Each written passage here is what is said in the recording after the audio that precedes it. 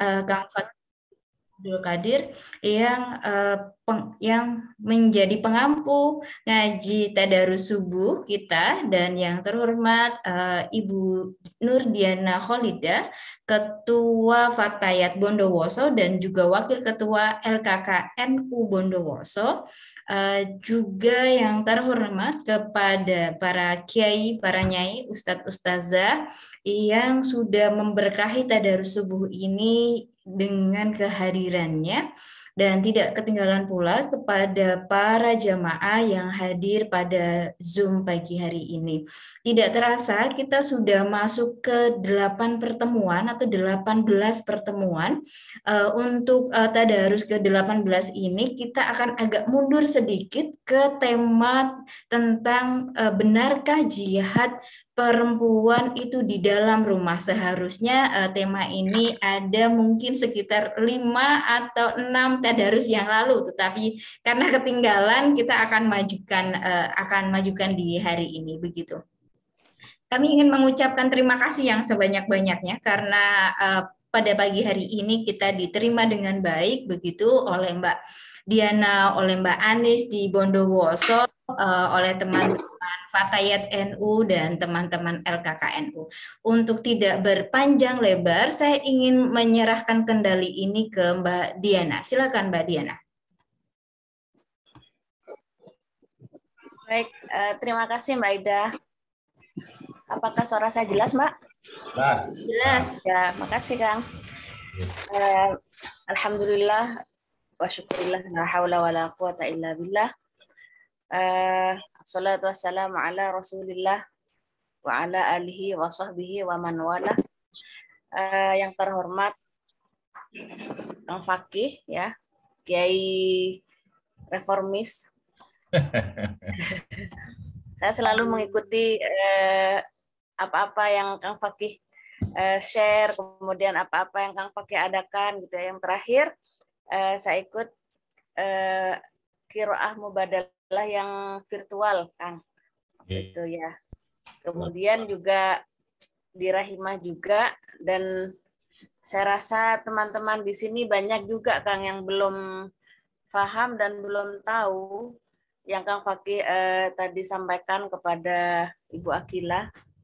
Nanti bisa di-share lagi mungkin Mbak Ida ya. Baik teman-teman, sahabat-sahabat, Bapak Ibu sekalian.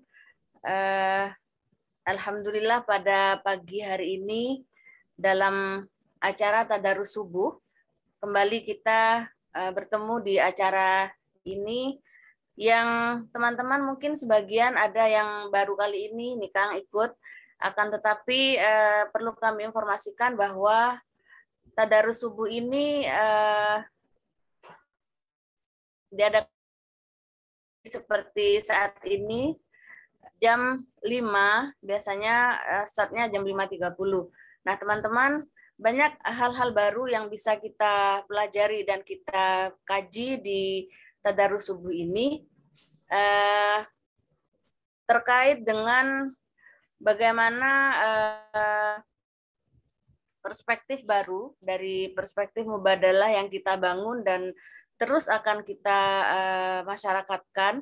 Hari ini kita sampai pada pembahasan yang ke-18, sebenarnya yang ke-8 katanya Mbak Ida, tentang jihad perempuan di dalam rumah. Ngomong-ngomong tentang jihad ini Kang Fakih, sebenarnya seringkali jihad diidentikan dengan dunia laki-laki ya. Bagaimana orang memahami ayat dari surat Ali Imran ayat 3, kemudian hanya memahami satu ayat itu saja tanpa mengaitkan atau menyambungkan atau menyandingkan dengan ayat-ayat yang lain atau hadis yang lain.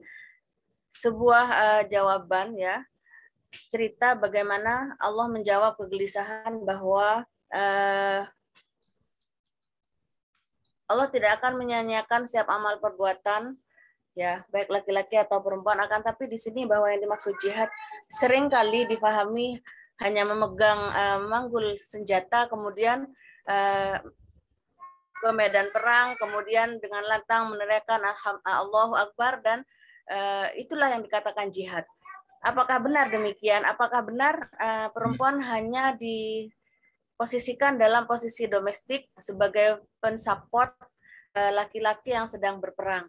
Nah, ini yang seringkali dimaknai dengan makna yang hanya sampai di situ saja tanpa melihat dan membandingkan atau memubadalahkan, menyeimbangkan pola pandang yang cukup dengan perempuan. Nah, saya kira teman-teman mungkin untuk lebih beruntung ya pada pagi hari ini kita bisa ngaji langsung kepada beliau, Kiai Fakih, atau sering kita panggil dengan Kang Fakih.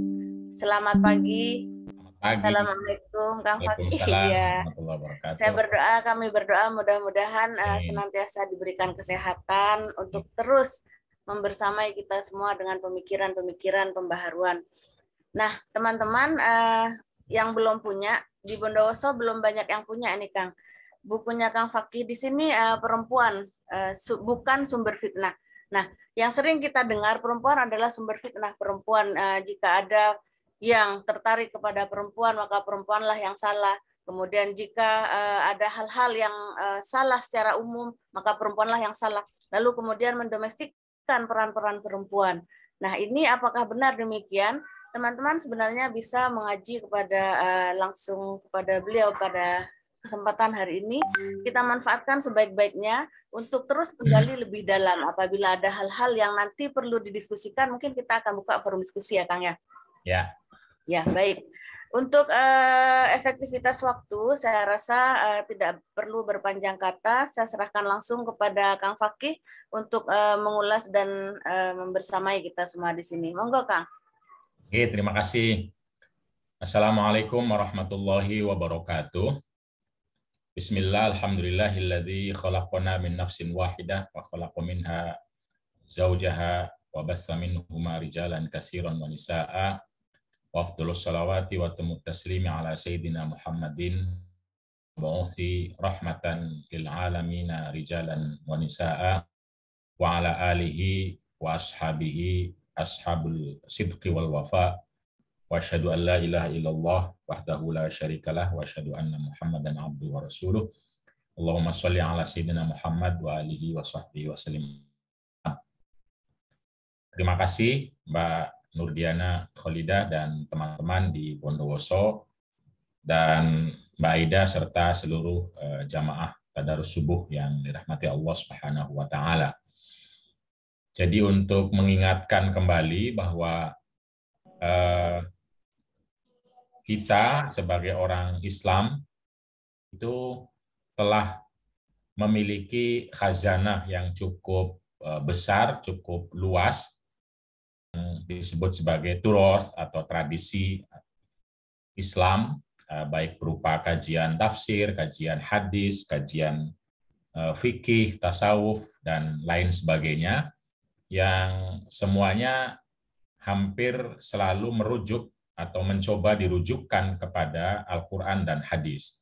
Dan ini sudah cukup banyak sekali, dan kita bisa mengambil inspirasi bersama-sama dari seluruh khazanah atau tradisi klasik ini. Nah, karena itu kita dituntut untuk terus-menerus tentang bagaimana merujuk, bagaimana kita membaca, dan bagaimana kita mengambil inspirasi dari tradisi klasik ini. Jadi misalnya disebutkan oleh Mbak Nurdiana tadi ya, kita bicara jihad misalnya, maka pertanyaannya adalah bagaimana kita merujuk terhadap tradisi tersebut. Karena sementara ini yang kita dengar jihad itu hanya urusan perang misalnya.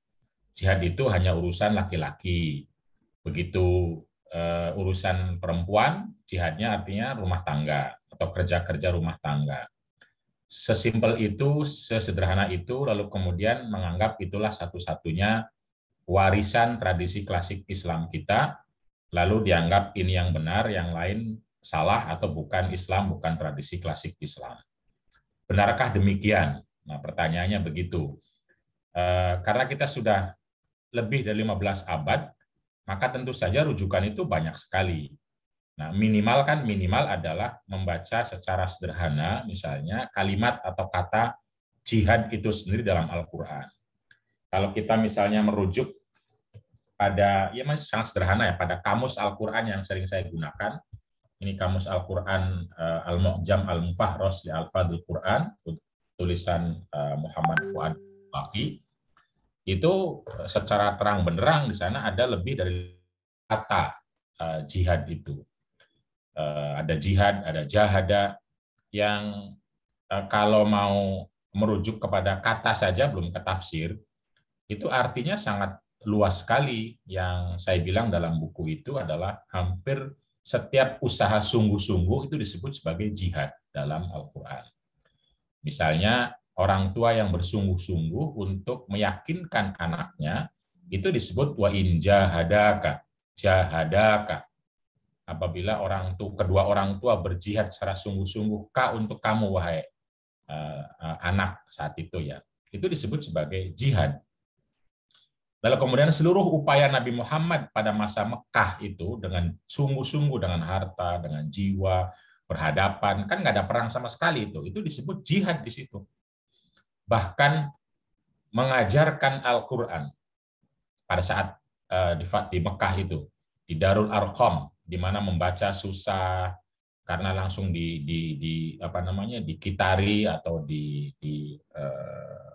kontrol, dilihat, diintimidasi baru membaca oleh orang-orang kafir, itu dianggap sebagai wajahidhum bihi jihadan kabiro.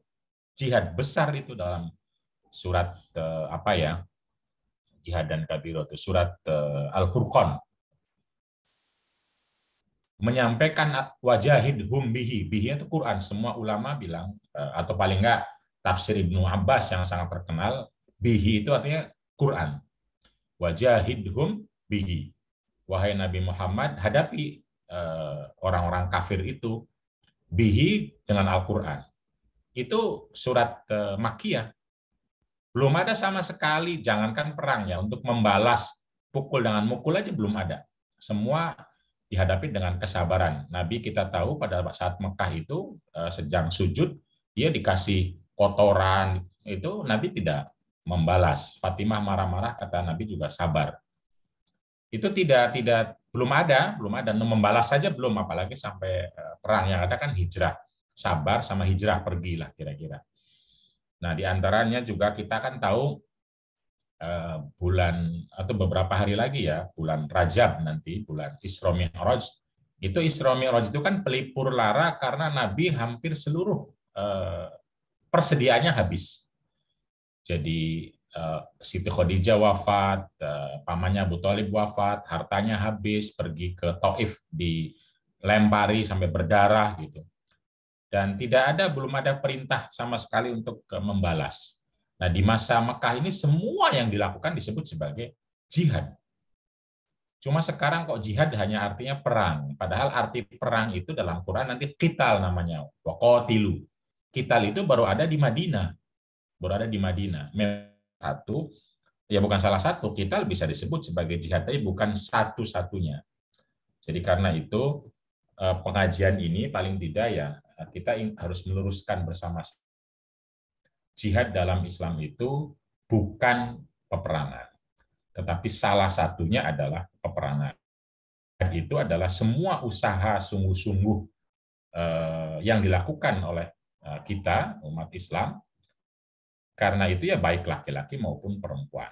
Usaha apapun yang sungguh-sungguh, termasuk diantaranya mengajarkan Al-Quran, mengaji subuh, ini termasuk jihad, terutama bagi orang yang susah bangun kayak saya ini. Jadi harus bersungguh-sungguh betul. Nah, ini saya kemarin, maksud saya penting untuk disampaikan ya, karena kebetulan yang memberi inspirasinya ulama perempuan. Jadi saya baru mendengar ceramah dari Syekh Ramadan Al-Buti rahimahullah yang wafat sebagai syahid dibom oleh orang-orang yang mengaku Islam. Beliau sedang ada di masjid. Nah, beliau bercerita tentang ulama perempuan. Jadi ada seorang ulama perempuan yang bangun malam jam 3 untuk sholat, lalu doanya itu adalah bihubbika ilayya fawafiqni likulli ta'atika. Kira-kira begitu, dan panjang doanya ya. Ya Allah, dengan cintamu padaku, teruskanlah saya menjadi orang taat kepadamu.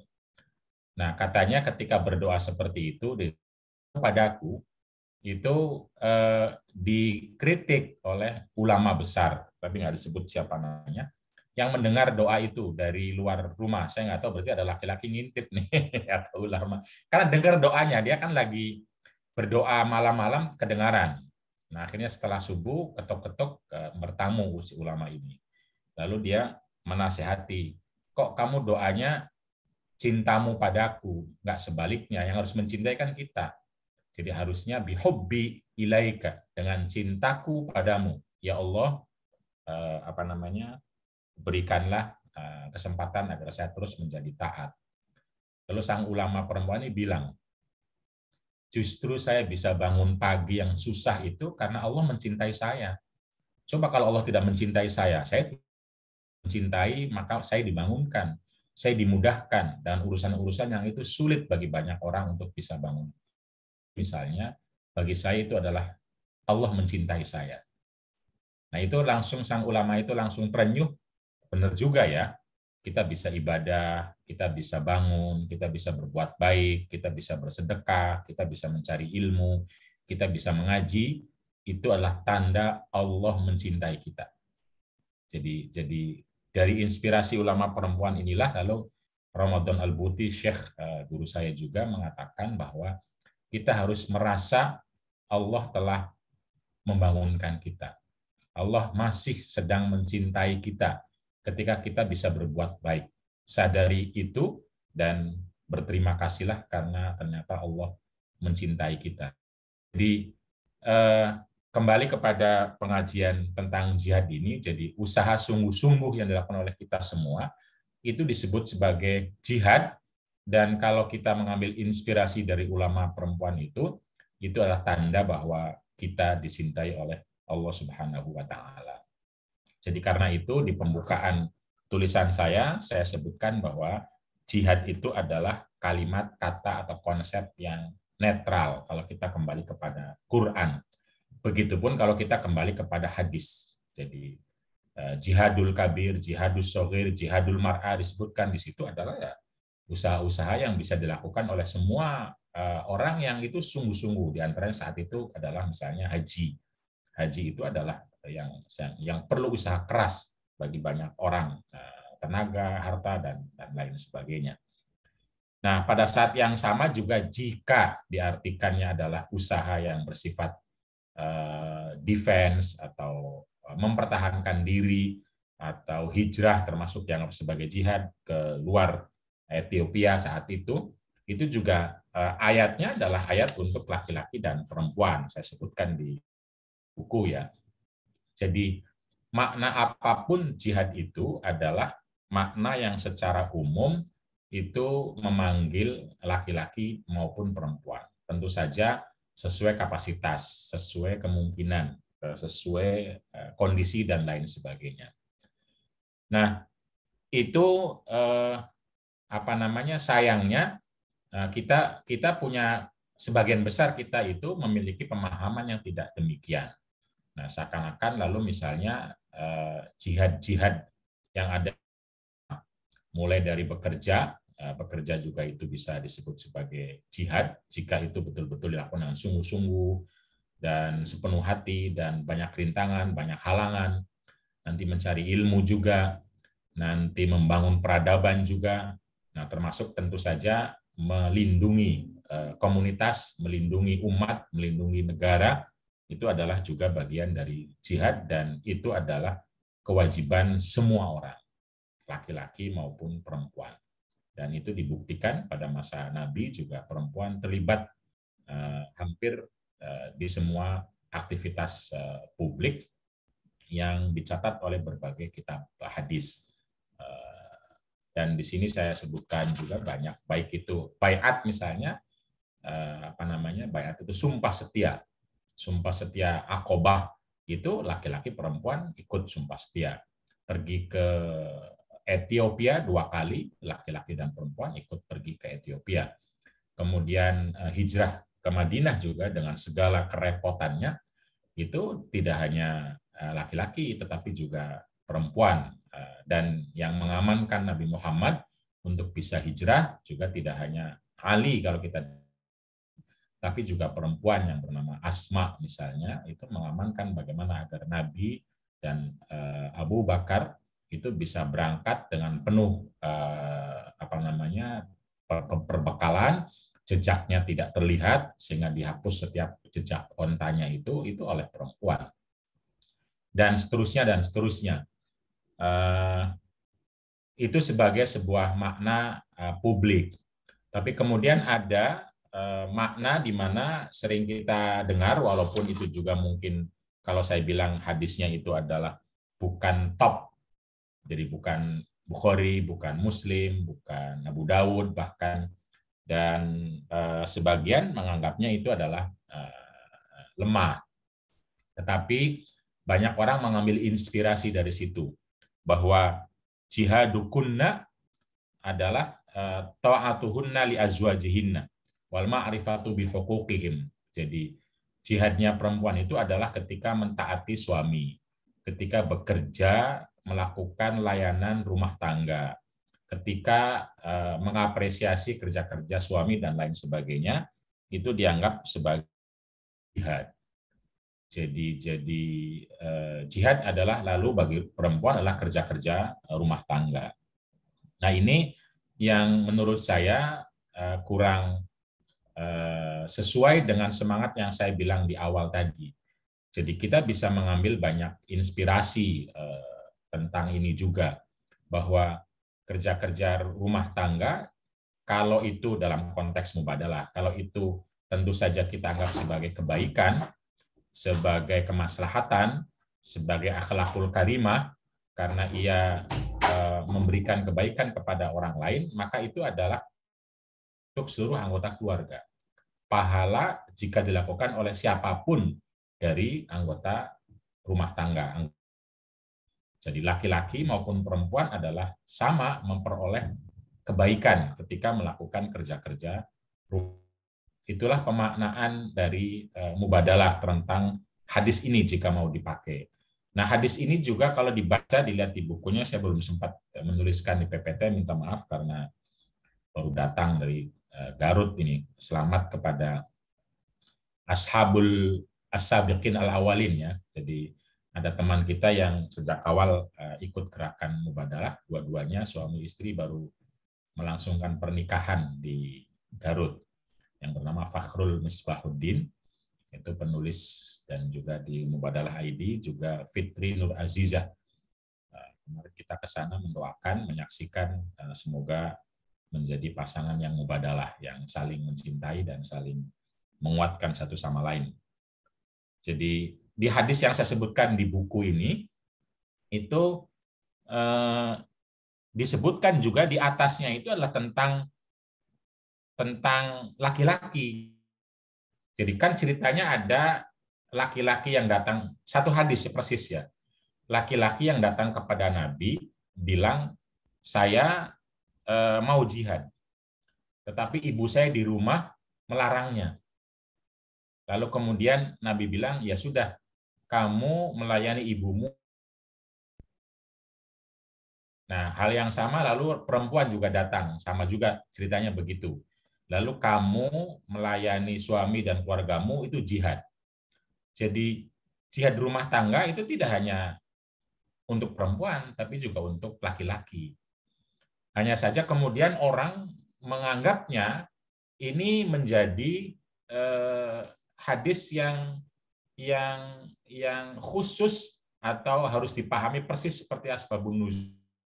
Kalau laki-laki itu kewajibannya melayani ibu. Kalau perempuan kewajibannya melayani suami. Nah, padahal kalau menurut saya itu kasus, hanya contoh ketika yang datang orang yang seperti itu. Prinsip dari mubadalah kan diambil apa makna utamanya, yaitu melayani, yaitu melakukan kebaikan untuk orang lain, diri sendiri dan orang lain. Dan kalau itu dianggap sebagai kebaikan, maka dia berlaku dalam anggota keluarga. Hadis yang penggalan pertama tentang laki-laki, itu ya bagi laki-laki dengan berada di dalam rumah, kemudian dia melayani, melakukan kerja-kerja kebaikan di dalam rumah, baik untuk ibunya, untuk istrinya, untuk anak-anaknya, atau untuk siapapun, tamu yang datang ke rumah misalnya, atau mungkin kos-kosan. Di kos-kosan kan tidak ada istri, mahasiswa, tidak ada ibu, tidak ada ayah, adanya teman, adanya sahabat, adanya tamu. Nah, ketika orang melakukan pelayanan, itu juga adalah ibadah, itu juga adalah jihad. Karena yang penting itu bukan siapa melakukannya kepada siapa, tetapi apa yang dilakukannya. Nah, ini hanya contoh saja, bukan untuk membatasi lalu hanya kepada suami. Jadi kalau nggak ada suami, dia nggak punya ruang jihad, dia nggak punya ruang ibadah.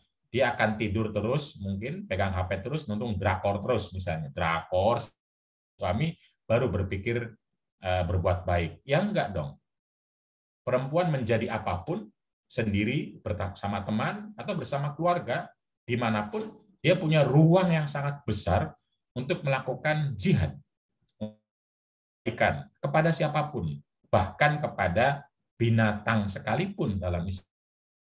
Nah, kita tahu bahwa iman itu bid'un wa sab'una, ada 70 lebih keimanan atau ekspresi keimanan itu, kata Nabi, berkata baik dan juga semua ekspresi keimanan. Jadi menjadi pribadi yang single, double, atau triple dengan berbagai anggota keluarga atau teman-teman adalah ruang untuk setiap orang, laki-laki maupun perempuan, untuk bisa melayani, berbuat baik. Karena itu hadis ini jangan dibakukan kalau mau dipakai hanya untuk perempuan kepada suami, laki-laki kepada ibu. Karena kalau begitu banyak orang tidak bisa berbuat baik nantinya. Ketika laki-laki tidak punya ibu karena sudah wafat ibunya, atau tidak bersama ibu. Banyak orang misalnya di luar negeri, dia bersama-sama istrinya atau bersama-sama anaknya atau bersama-sama temannya, lalu dia nggak punya berbuat baik yang pahala, sedekah, ibadah itu kalau hanya laki-laki itu ibadahnya atau khidmahnya itu hanya kepada ibu saja.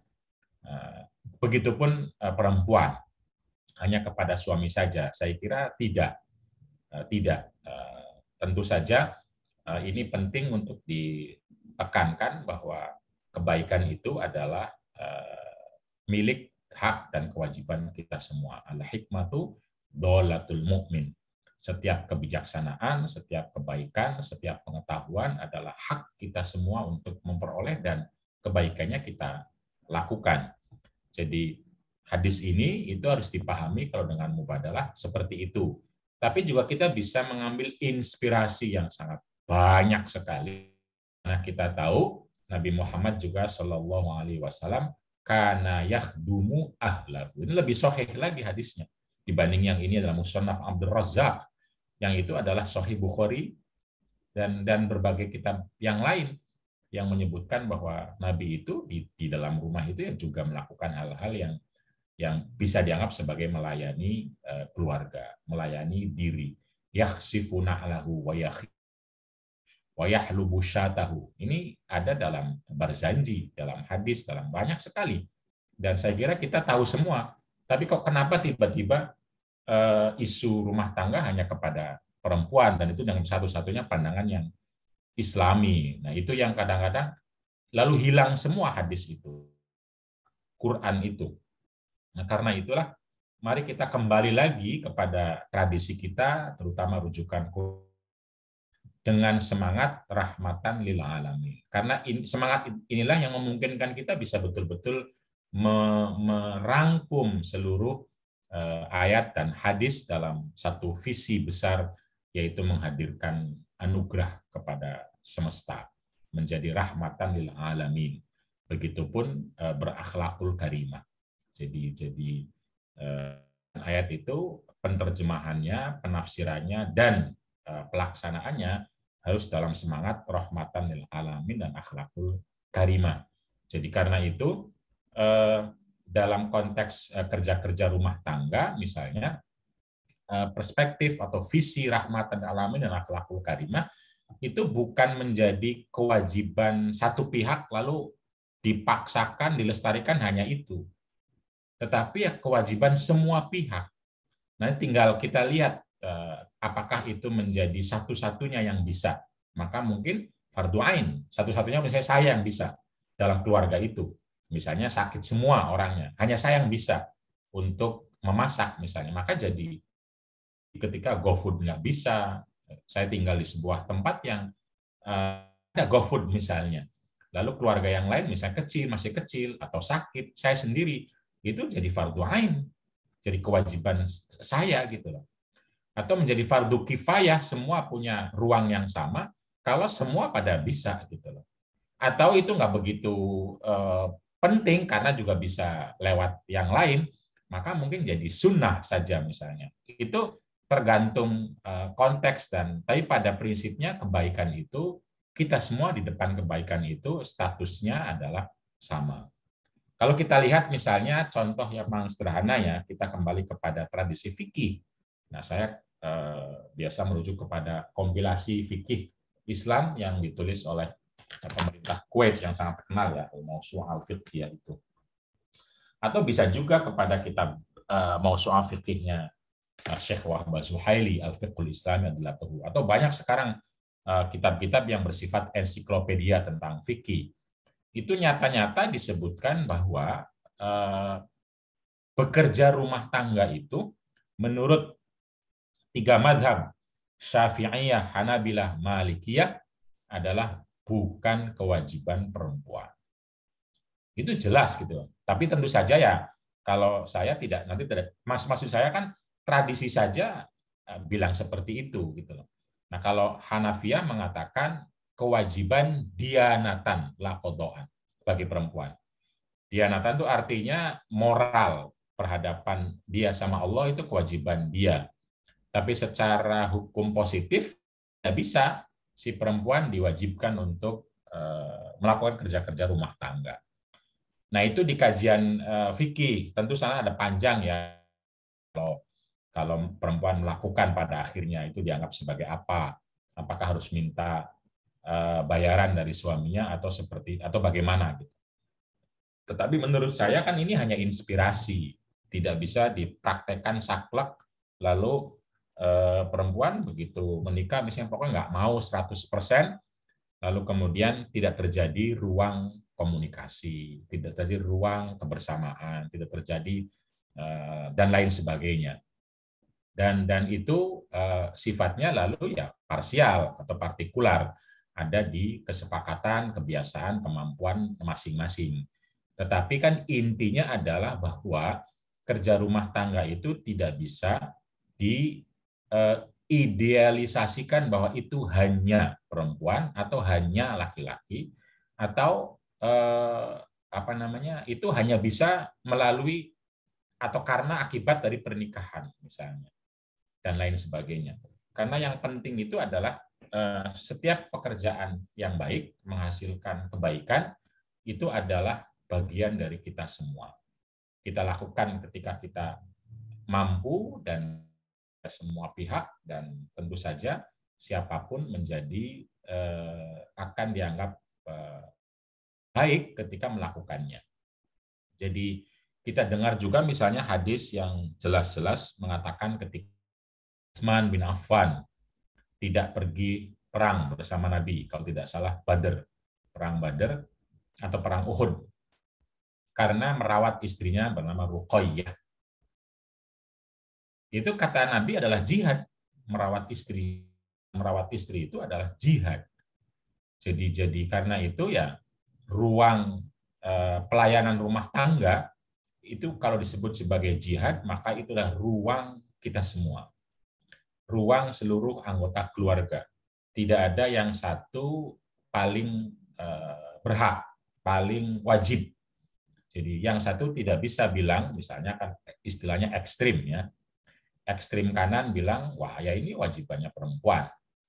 Ekstrim kirinya bilang keluarga yang baik, keluarga yang adil gender itu kalau laki-lakinya yang kerja rumah tangga. Itu juga sama menurut saya. Jadi kalau ada laki-laki yang kerja rumah tangga, itu adalah contoh misalnya bagi ekstrim satunya. Yang satunya lagi yang contoh adalah kalau perempuannya yang kerja rumah tangga, itu adalah keluarga yang soleha misalnya. Menurut saya ya tidak demikian. Jadi ruang kerja rumah tangga adalah ruang bersama. Siapa yang melakukan, ya tentu dia mendapatkan kebaikan. Tetapi tidak bisa diprototipekan bahwa pihak saja untuk melakukannya. Dia menjadi ruang bersama. Kalau memang perlu kedua-duanya, dua-duanya. Kalau salah satunya bisa salah satunya. Kalau bisa bersama-sama, bisa gantian atau bisa barengan. Itu silahkan bisa dikomunikasikan, dibicarakan. Jangan kalau ada kebaikan yang itu susah, lalu kita panggil pasangan kita. Bu, anakmu nangis. Atau ayah, anakmu rewel. Jadi kalau rewel anakmu, kalau sudah cantik anak. Nah ini kan tidak ruang bersama lalu. Jadi kalau ruang bersama ya anak kita bagaimana tidak rewel, anak kita bagaimana menjadi bersih, menjadi baik, rumah kita, dapur kita, apalagi kasur kita dan lainnya. Karena kasur kita, dapur kita dan lain sebagainya tentu kita bicarakan bagaimana siapa, kapan, dan tentu saja karena ruang publik juga kita juga. Maka ya silahkan dibicarakan bagaimana agar keluarga atau rumah tangga itu dengan berbagi, dengan bersama-sama, dengan melihat kemampuan, kapasitas, dan kesepakatan, serta kemungkinan.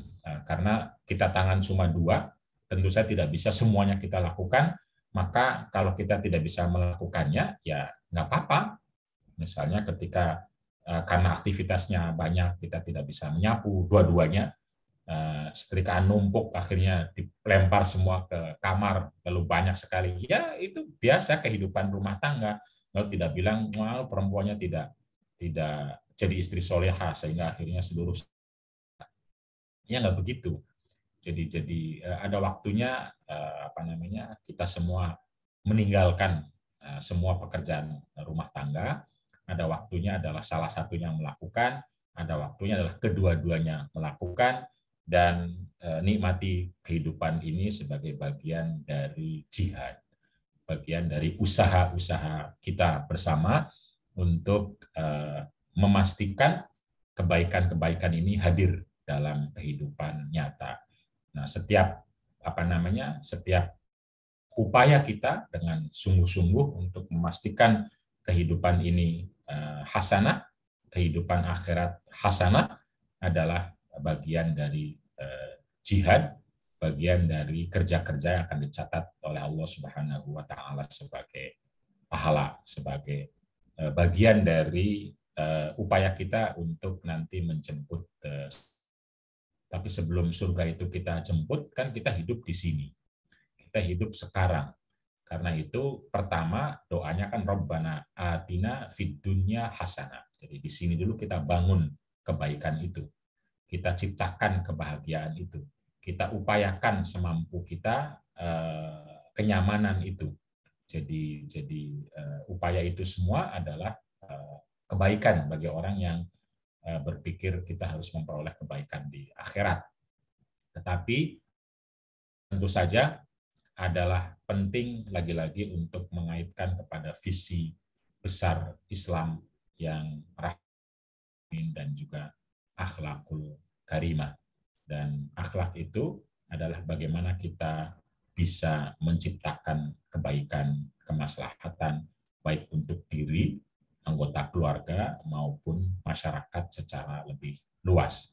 Jadi kalau kita misalnya merujuk kepada definisi akhlakul karimah yang disampaikan oleh seorang tabi'in sufi yang pernah saya kutip juga, itu adalah 3 misalnya, maka pemaknaan mubadalah dalam konsep akhlakul karimah ini adalah bagaimana itu kita lakukan untuk diri kita dan untuk anggota keluarga kita, serta untuk masyarakat.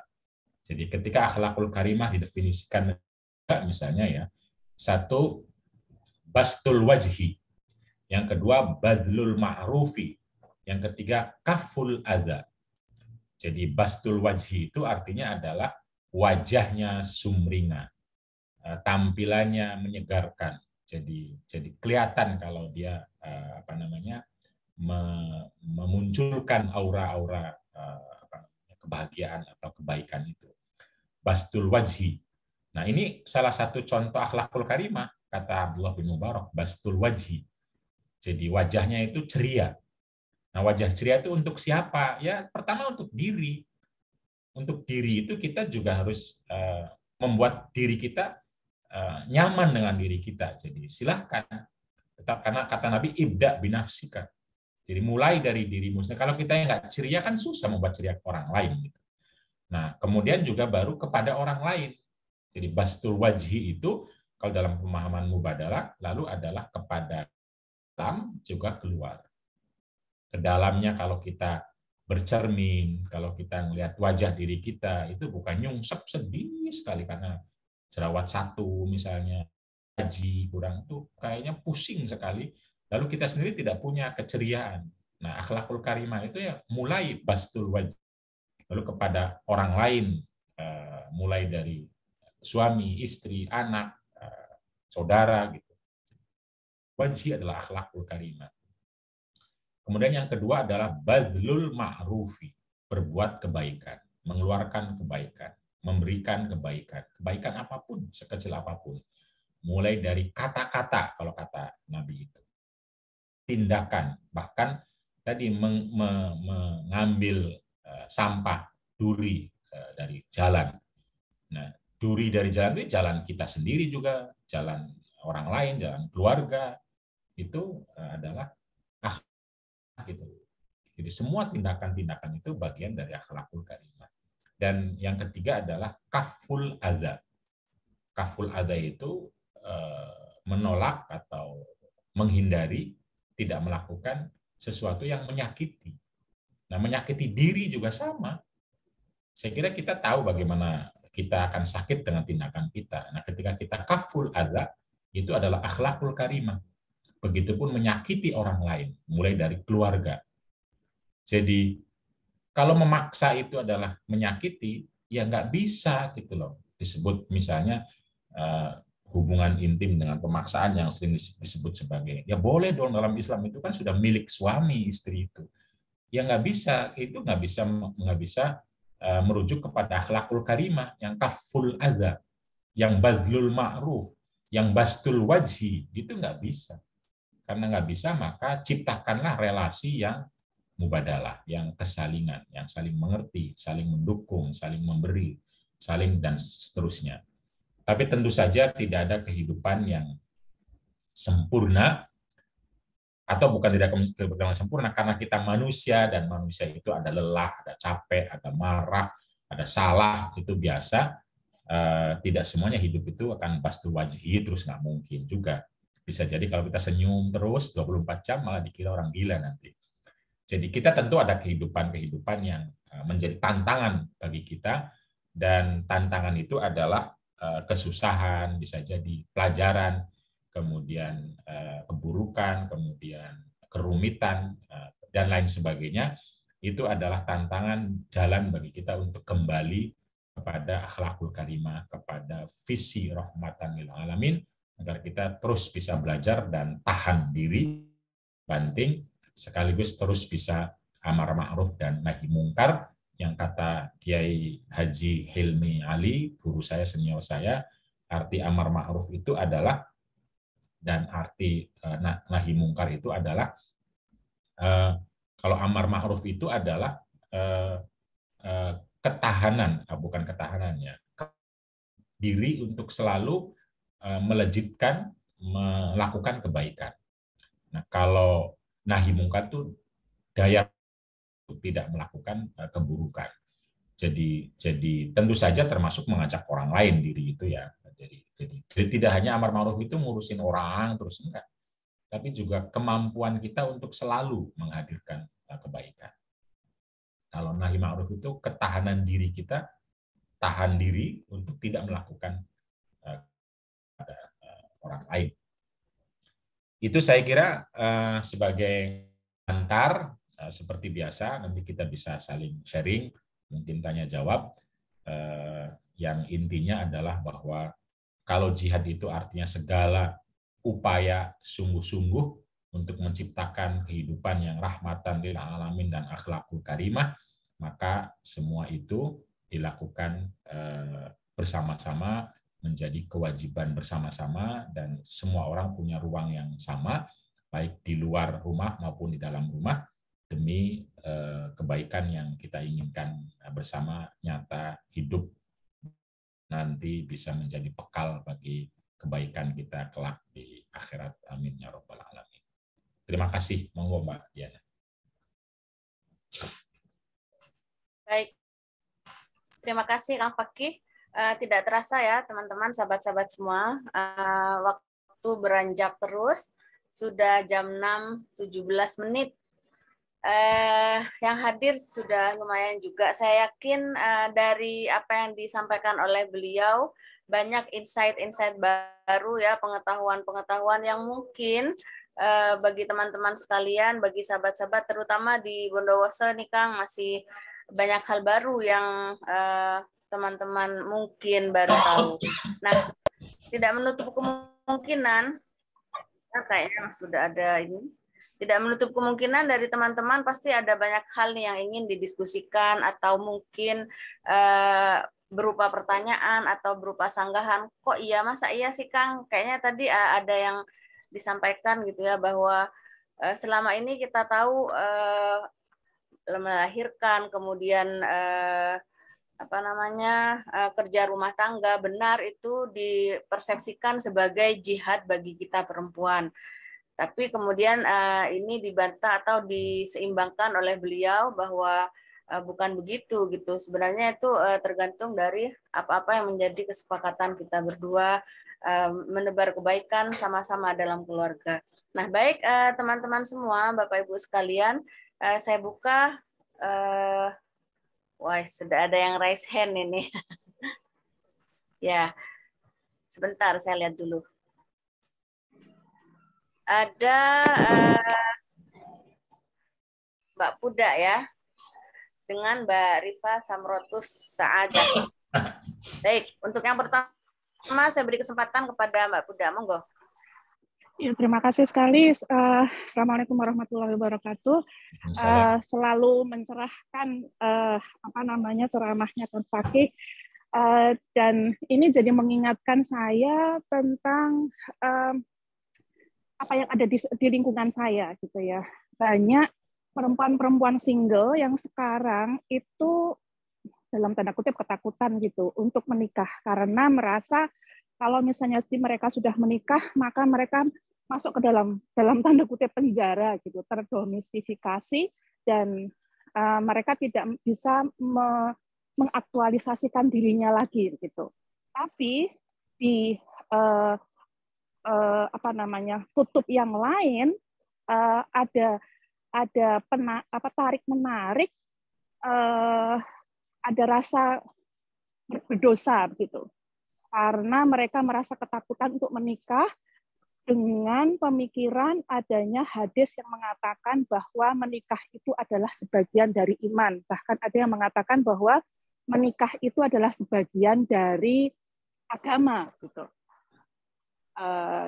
Lalu bagaimana pendapat Kang Fakih kalau misalnya kondisi atau hadis yang berkaitan dengan jihad perempuan hanya ada di dalam rumah itu, dan pemahaman kita kemubadalahan itu kalau dikaitkan dengan hadis tentang menikah itu adalah sebagian dari iman, itu Kang. Ya, itu saja, terima kasih. Baik, terima kasih Mbak Puda. Mau langsung direspon atau di bareng dulu, Kang? Bareng aja dulu. Oke, baik. Selanjutnya, baik Mbak Rifa, monggo. Assalamualaikum Kiai Fakih. Saya Oke, maaf Mbak, saya nggak bisa buka kameranya. Sinyalnya lagi jelek. Oke. Ini ya Mbak, saya sering banget nih nemuin beberapa pengalaman teman saya. Ya tadi seperti yang dibicarakan penanya pertama, ketika perempuan sudah menikah, itu layaknya perempuan tuh terbatasi geraknya. Pun saya juga punya teman yang dulu sebelum nikah punya perjanjian hal, intinya laki-laki mau biayai kuliah S2-nya, terus mau segala intinya apa yang membentuk perempuan itu bahagia, laki-laki akan mengikutinya gitu, akan mensupportnya. Tapi setelah nikah, kemudian apa ya, kayak perjanjian itu tuh seolah-olah hilang karena di samping dia misalnya dia udah punya anak, kerja pun kerja apa dalam rumah pun anggap nggak usah, cukup aja di rumah tunduk ke suami, itu tuh udah jadi apa ya, jadi bagian ibadah. Dan intinya soal usaha nafkah, usaha apa rezeki itu tuh urusan saya gitu. Nah itu terus teman saya juga ngehilau itu ke saya, dan ternyata saya juga banyak menemukan ternyata kenapa perempuan ibu rumah tangga khususnya gitu ya, itu selalu difikirkan menjadi pekerjaan yang mudah gitu. Nah dan ada nemuin kenapa perempuan tuh harus untuk stay di rumah rumah tangga, karena itu jihad yang paling mulia. Selalu ini Kiai dikaitkan dengan hadis Sahih Bukhari sama Muslim tentang innal mar'ata khuliqat min dila lan tastaqi malaka ala tariqatin fa in istamta'ta biha fastamta biha wa biha iwajun wa in dhahabta tuqimuha kasratuha wa kasruha talaquha. Dan juga riwayat lainnya al-mar'atu kadila atau al-mar'atu khuliqat min dila. Jadi seolah-olah apa ya, kayak menginterpretasikan bahwa memang tulang rusuk ini tuh bukan segalanya. Tulang rusuk ini hanya sebagai apa ya, tulang yang sisaan dari laki-laki. Jadi kayak sepenuhnya kerja itu didominasikan laki-laki, perempuan hanya berjihad untuk setengahnya saja. Nah, gimana Kiai untuk bisa mereview ulang atau reinform ulang ke beberapa pengeluhan tersebut ya, agar setidaknya kajian hadis itu tidak selalu X dengan masalah sosial gitu Kiai. Karena saya sering banget temuin pasti orang tuh menuju ke hadis gitu yang X kesambungan dengan masalah sosial atau hal lainnya gitu. Terima kasih Kiai. Assalamualaikum warahmatullahi wabarakatuh. Waalaikumsalam warahmatullahi wabarakatuh. Ini ada 4 yang akan menanggapi Kiai, apakah disemuakan atau dua? Ya, dua dulu boleh, nanti kita lihat waktunya ya. Nanti kita lihat waktu. Baik, kegelisahan kita bersama ini Kiai. Silahkan. Ya, terima kasih Mbak Huda dan Mbak Rifa ya. Jadi saya pikir memang ini adalah persoalan kita bersama. Nah, karena itu ya mari kita bangun bersama-sama, mari kita sampaikan bersama-sama dengan kerangka besar yang sering saya sampaikan dan juga Mbak Nyai Nur Rofiah sampaikan tentang bangunan keislaman itu sendiri, yang basis utamanya adalah tauhid, bahwa kita semua adalah hanya menghamba kepada Allah Subhanahu wa taala. Karena hanya menghamba kepada Allah, maka tentu saja yang lain itu adalah hamba yang relasinya kerjasama.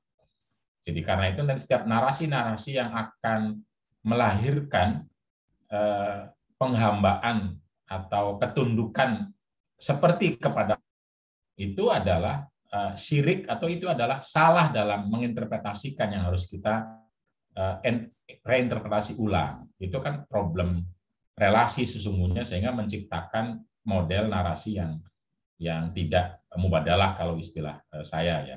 Ini secara umum, karena itu kita harus berpegang terus dengan rahmatan lil alamin dan akhlakul karimah. Bagaimana kita semua menjadi anugerah, tidak menjadi fitnah. Bagaimana kita semua berpikir akhlakul karimah, tidak akhlakul damimah. Semuanya, jadi tidak hanya perempuan, tetapi juga laki-laki, baik untuk diri maupun untuk relasi pasangan dan keluarga serta.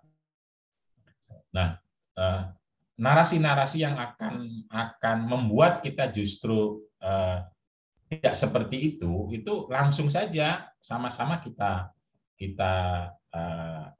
mungkin kalau mampu kita counter, kalau tidak ya kita sampaikan narasi yang lain yang lebih seimbang. Misalnya soal menikahkan sebagian dari iman. Ya monggo, tergantung gimana nih menarasikannya. Apakah ya kan hanya sebagian saja, banyak yang lain, ngapain harus ngurus nikah, kan bisa begitu. Atau kita bisa bilang ya karena ini sebagian, maka mari sama-sama kita ciptakan gitu loh, agar supaya menikah itu betul-betul secara faktual menjadi sebagian dari iman. Harus betul-betul gitu loh. Jangan sampai menikah malah justru membuat orang tersiksa. Ya bukan sebagian dari iman kalau tersiksa. Karena iman itu tadi kan bid'un wa sab'una. Ada 70 lebih. Di antaranya kalimatun thayyibah, berkata baik. Nah, kalau menikah lalu marah-marah suaminya, lalu mengkerangkeng istrinya, itu bukan sebagian dari iman, itu sebagian dari dosa. Jadi menikah yang seperti itu bukan sebagian dari iman nantinya. Dan semua yang kita dengar, misalnya menikah adalah ibadah. Ya ibadah kalau tidak baik ya bukan ibadah. Gitu loh. Jangankan menikah gitu loh. Sholat saja kalau menyakiti. Sedekah saja kata Al-Qur'an itu kan kalau menyakiti itu nggak jadi sedekah. Sedekah padahal sudah jelas-jelas. Itu disebutkan qaulun ma'rufun khairun min shadaqatin yatba'uha adza. Berkata baik itu jauh lebih baik dibanding kamu bersedekah memberikan sesuatu tapi ngomongnya buruk. Itu baru sedekah barang. Gimana kalau Anda menikah tetapi lalu kemudian membuat perempuan itu tersiksa, tidak bisa belajar, tidak bisa menjadi dirinya sendiri, tidak menjadi hamba Allah, tapi menjadi hamba manusia. Ya itu bisa syirik, nggak bisa lagi disebut ibadah. Ini narasi counternya ya, misalnya. Oh sunnah, iya sunnah kalau baik. Jangankan menikah maksud saya. Haji yang menyakiti kan nggak boleh. Ini haji loh, jelas-jelas. Jelas-jelas. Nabi ketika sholat, mendengar ada seorang bayi menangis, kan dipercepat. Sholat saja itu jangan menyakiti. Puasa saja jangan menyakiti. Haji saja jangan kok menikah untuk menyakiti. Menikah untuk mendiskriminasi. Menikah untuk melarang-larang, seakan-akan lalu dunia ini milik laki-laki menjadi Tuhan. Itu syirik sepenuhnya, sesirik-siriknya itu tuh. Jadi mari kita bicarakan kembali, menikah itu seperti kata Al-Qur'an untuk menciptakan sakinah. Nah, kalau tidak sakinah, ya itu bukan pernikahan Islami. Itu pernikahannya syar'i gitu loh. Tidak syar'i sama sekali, walaupun pakai dalil apapun. Nggak bisa. Jadi kalau mau syar'i, ciptakan sakinah. Itu melalui apa? Melalui mawaddah warahmah. Jadi kalaupun kita tidak tahu ayat, tidak tahu hadis, narasinya begitu kira-kira Mbak Budak ya. Mau ekstrem kanan, mau ekstrem kiri, ya sebagian dari iman. Kalau tidak itu ya bukan sebagian dari iman. Ibadah apalagi dan lain sebagainya. Jadi karena sebagian dari iman, maka orang berpikirnya, ayo menikah lagi. Ya nggak begitu dong. Gitu loh. Karena separuh dari iman, maka perlu dua kata nikahnya biar separuh jadi satu. Ya nggak begitu. Itu namanya cara tafsir yang tidak rahmatan lil alamin, tidak akhlakul karimah. Akhlakul karimah itu apa ya? 3 tadi misalnya bastul wajhi, badlul ma'rufi, kaful adza. Jadi kalau ada pernikahan yang tidak bastul wajhi, tidak badlul ma'ruf, tidak kaful adza, maka itu bukan pernikahan akhlakul karimah, bukan pernikahan yang direstui Nabi, bukan pernikahan yang sebagian dari iman, bukan pernikahan yang ibadah, pernikahan yang sunnah, bukan pernikahan yang Islami.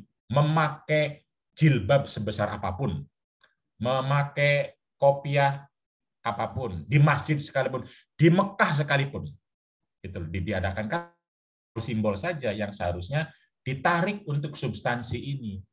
Jadi jangan melihat siapa yang menikahkan. Jangan melihat acaranya seperti apa, akadnya bahasa Arab atau bahasa Indonesia, fasih atau tidak, mobil tuh zawajah harus fasih. Bukan itu ukuran yang substansi sesuai dengan sunnah ibadah. Itu adalah jalan saja yang bisa saja sampai atau bisa juga tidak. Yang utama adalah rahmatan lil alamin dan akhlakul karimah. Gitu. Nah, kata-kata iman, sebagian dari iman, kata-kata ibadah, kata-kata sunnah adalah soko guru, jalan, pondasi atau ruang yang membuat kita mengarah ke sana, jangan sebaliknya gitu. Karena kalau sebaliknya itu artinya adalah masjid diror, takwa diror, iman diror gitu. Kalau kita menggunakan simbol-simbol agama justru untuk menyakiti, untuk membuat keburukan, jadi Allahu Akbar untuk memukul orang, yaitu tidak Islam, bukan. Jadi kalau Allahu Akbar yang Islam itu karena Allah Maha Besar, maka semua itu kecil. Karena kecil maka saling membantu, saling menguatkan gitu, saling anugerah dan akhlakul karimah. Secara umum saya kira begitu untuk Mbak Huda. Kalau untuk Mbak Rifa ya itu tinggal diterjemahkan satu persatu saja. Semua hadis, semua ayat, dan dengan itu yang sesungguhnya juga sudah saya sampaikan di buku saya juga, di yang pertama soal seperti apa. Karena kalau hanya perempuan kan berarti tidak lagi punya visi rahmatan lil alamin. Jadi saya bilang misalnya almar'atu kaddilah atau almar'atu khuliqat min dilah, itu kan hanya perumpamaan, bukan kenyataan. Jadi bukan kenyataan bahwa perempuan itu tercipta dari tulang rusuk, karena nggak ada siapapun di antara perempuan di sini yang tercipta dari tulang rusuk, tidak ada. Itu adalah perumpamaan, dan perumpamaan itu bukan tentang perempuan sebagai perempuan, tapi tentang perempuan sebagai istri. Gitu loh, sebagai istri dalam berelasi dengan suaminya. Pertanyaannya apakah itu semua perempuan? Tidak juga, karena tentang perempuan yang temperamental, perempuan yang tadi susah diajak untuk kerjasama. Nah, kalau perempuan yang baik itu ya soleha, bukan khuliqat min dilah, bukan gitu. Pakai hadis yang lain, itu perempuan yang temperamental, yang kalau diajak baik-baik marah, kalau nggak diajak baik tetap buruk, kalau dipaksa bisa patah. Kan disebut patahnya apa? Cerai. Kan disebut. Nah, patahnya cerai itu artinya soal relasi. Bukan soal hakikat perempuan. Tapi soal relasi ketika ada perempuan yang temperamental itu. Dan temperamental itu bukan hanya sifat perempuan, tapi juga sifat laki-laki. Laki-laki bisa temperamental, bisa marah, bisa mudah menceraikan, kan patahnya itu cerai. Siapa yang menceraikan? Laki-laki. Itu artinya dia temperamental. Kalau perempuan gugat cerai. Nah, karena itu hadis ini dipahaminya dalam kerangka rahmatan lil alamin dan juga akhlakul karimah adalah bagaimana kita menciptakan suasana yang ketika salah satunya temperamental, kita sadar bersama jangan sampai tindakan kita malah mematahkan atau membiarkan terus temperamental. Nah, ini pentingnya kita nanti mengkaji psikologi, mengkaji bagaimana bikin orang kalau marah itu apa yang harus dilakukan, gitu, temperamental itu. Jadi langkah-langkahnya seperti apa agar tidak cerai, tapi juga tidak destruktif, gitu loh. Itu kan hadis itu mengarah ke situ. Apakah itu perlu pendekatan cinta, itu bahasa cinta, dan saya kira silahkan dicari ke sana, dan itu berlaku untuk laki-laki maupun perempuan. Bisa jadi kan sebelum menikah kita nggak tahu persis karakter suami atau istri kita. Tiba-tiba kok temperamental sekali ini, mau langsung cerai kan nggak mungkin, sudah baru menikah misalnya. Nah, lalu sepakat bagaimana diselesaikannya, bagaimana sesuatu yang tidak bisa mungkin menghilangkan marah itu nggak mungkin, tetapi mengelola agar marah tidak destruktif itu mungkin. Dikelola bareng-bareng seperti apa, dan itu bisa ada di laki-laki, bisa ada di perempuan, karena laki perempuan ke manusia. Manusia itu kata Al-Quran, falhamaha fujuraha wa taqwaha. Kita semua ini ada marahnya, ada salahnya, ada buruknya, banyak kita karena kita manusia. Nah, kita sadari itu, lalu bagaimana dikelola agar tidak terus-menerus, tidak destruktif, tidak menjadi kebiasaan yang dan lain sebagainya. Nah, kenapa lalu hadis itu bicaranya tentang perempuan? Ya karena lagi menghadapi perempuan yang seperti itu contoh saja. Dan harus kalau kita mau rahmatan lil alamin ya harus dibahasakan kepada semua orang. Relasi itu hati-hati. Ada yang temperamental. Nah, terserah tuh kalau temperamental tuh mau cerai atau kita kelola. Ini ke bahasa hadisnya kan seperti itu. Nah, itu kalau kita ingin menafsirkan hadis itu sesuai dengan visi. Kalau kita masih ingin kayak orang-orang lain ya urusan orang lain sudah, kita nggak usah mikirin gitu loh. Kita mari membesarkan urusan kita, tafsir kita, interpretasi kita. Akhirnya jadi besok itu jangan lagi bilang perempuan tercipta dari. Kalau masih begitu ya nggak percuma ngaji kita ini, percuma. Kita harus ngomongnya kalau hadis itu, wahai Bapak Ibu, di antara suami istri itu ada relasinya yang tidak mudah. Salah satunya temperamental. Bisa suami, bisa istri. Begitu ceramahnya itu nanti. Perempuan. Gitu. Tapi laki-laki juga begitu. Nah, karena itu harusnya begitu. Nulis di Facebook kita begitu. Contoh hadisnya, contoh mengutipnya itu, tapi menerjemahkannya luas dengan rahmatan alamin itu. Sebagaimana kita menemukan hadis lain tentang rojulun tapi mengartikan luas, tentang dakholat annar fi hirrotin, karena perempuan karena menyiksa kucingnya. Itu kan kita artikan semua orang yang menyiksa, dan tidak hanya kucing, semua binatang yang harusnya kita lindungi. Kan artinya kita mengambil semangatnya. Apa semangatnya? Menyiksa. Nah, apa semangatnya? Ini semangat temperamental. Itu bagaimana mengelolanya. Jadi mari kita meluaskan cakrawala itu. Termasuk juga soal tunduk suami. Ya ini salah. Itu kan berarti nggak tauhid lagi kalau tunduk pada suami. Tunduk pada suami itu atas dasar komitmen pernikahan. La ta'ata li makhluqin fi ma'siyatil khaliq. Itu nggak boleh tunduk kepada makhluk kalau itu justru berdosa. Dan dosa itu ada dosa dua kan, dosa kepada Allah, dosa kepada manusia. Jadi tidak bisa ketundukan itu bersifat secara kepada makhluk kalau nggak ada nilai kepada Allahnya. Itu namanya syirik, itu namanya dosa.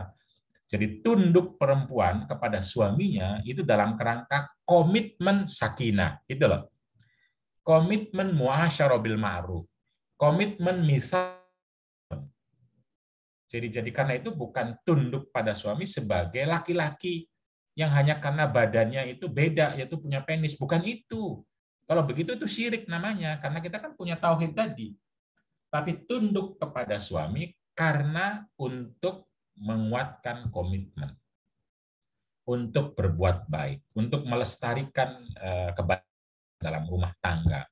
Kalau di luar itu, ya nggak boleh tunduk kepada suami. Nah, pertanyaannya adalah tunduk kepada komitmen itu apakah hanya kewajiban istri? Tidak, tapi juga kewajiban suami.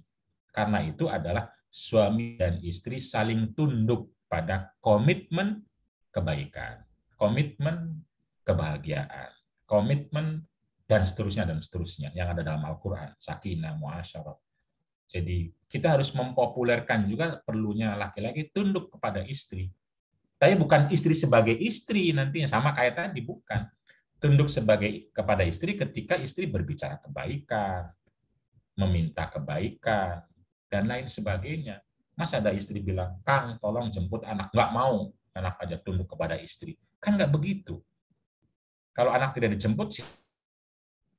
Nah, itu namanya komitmen kepada kebaikan. Yang ngomong siapapun kalau itu kebaikan, kemaslahatan, ya itu adalah tunduk kepada Allah atau nilai-nilai Allah. Jadi ketundukan itu hanya kepada Allah, bukan kepada person suami. Kalau sudah kepada person suami, maka itu artinya adalah syirik. Atau bahasa orang sekarang bid'ah, pakai cincin tapi tunduk kepada kemampuan cincinnya misalnya, karena punya daya kuat termasuk juga obat, termasuk juga dokter, itu sama. Jadi yang bid'ah itu tidak hanya soal kalung dan lain-lain, dokter juga tuh bid'ah kalau kita berpikirnya adalah dokternya. Itu khurafat gitu loh. Jadi jangan hanya orang-orang yang pergi ke misalnya ke orang yang ngerti herbal dan lain-lain sebagai bid'ah khurafat, yang pergi ke dokter juga sama. Kalau kita punya kerangka tadi ya. Tapi kalau semua itu kita anggap sebagai jalan agar supaya kita punya, memiliki dan komitmen kepada kebaikan, kemaslahatan, akhlakul karimah, maka tentu saja itu semua adalah menjadi jalan kita. Tunduk kita kepada suami, tunduk kita kepada istri, saling tunduk antara suami istri untuk menciptakan kebaikan, bukan untuk menciptakan keburukan, kenistaan, paksa, otoriter, dan lain sebagainya. Jadi saya sering ngomong kalau suami nyuruh push up 1000 kali, ya itu bukan agama sama sekali. Gitu. Mengunci dalam rumah itu bukan agama sama sekali. Atas dasar taat kepada suami. Itu adalah dosa. Kalau ada seorang istri dikunci, lalu harus tinggal di dalam rumah, dan lain sebagainya, sehingga dia tidak menjadi manusia yang seutuhnya, yang bisa berbuat baik untuk diri, tetangga, dan masyarakat, maka itu sama sekali bukan pernikahan yang islami, syar'i, sesuai dengan perspektif atau visi rahmatan lil alamin dan akhlakul karimah. Untuk bisa bastul wajhi, ini contoh kecil ya, badlul ma'rufi, dan juga kaful adza dari dirinya. Coba kalau dikunci dalam rumah, ada kebakaran, kemana dia lari? Badlul ma'ruf, dia mau berbuat baik kepada orang tua, bagaimana dia berbuat? Itu kan mengerangkeng. Jadi itu, dan tentu saja Rifa ini partner saya menulis buku Hak Anak dalam Islam, jadi sudah ahlilah. Silahkan keahliannya diterjemahkan dalam kehidupan sehari-hari untuk disampaikan publik, agar kita semua lalu punya interpretasi yang alternatif. Jadi sekarang kita jamaah ini saya ajak bersama-sama untuk menyampaikan interpretasi tadi. Pernikahan yang Islami itu apa, pernikahan yang apa, pernikahan yang sunnah itu apa, terus kemudian tunduk kepada suami itu seperti apa, tunduk kepada istri juga adalah bagian, dan seterusnya, dan seterusnya, dan seterusnya. Kalau kita sebarkan bersama-sama dengan media kita, minimal Facebook dan lain-lain, kita nggak usah Mbak Nur dan saya gitu loh, udah semua aja bareng kita sampaikan. Terutama ini Mbak Rosania ini yang jadi pembawa acara di radio itu. Kalau disampaikan terus, itu nanti akan menjadi tradisi kita bersama-sama. Nggak usah mikirin orang lain, itu urusan orang lain. Di sananya apa ngomongin, itu urusan orang lain sudah. Kita nggak usah ngurus orang lain. Tangan kita cuma 2, urus yang kita sudah mengerti, sudah tahu, sampaikan. Jadi walau bi ayah, kalau balighu anni walau bi ayah. Jadi tahu sedikit, sampaikanlah. Ini adalah akhlakul karimah. Ini adalah rahmatan alamin. Jadi pernikahan Islam itu begini, pernikahan sunnah itu begini, pernikahan ibadah itu begini, ketundukan itu begini, ketaatan itu begini, gitu loh. Pernikahan itu sehidup sesurga itu begini, gitu loh. Rabbana atina fid dunya hasanah itu begini, wa fil akhirah hasanah begini.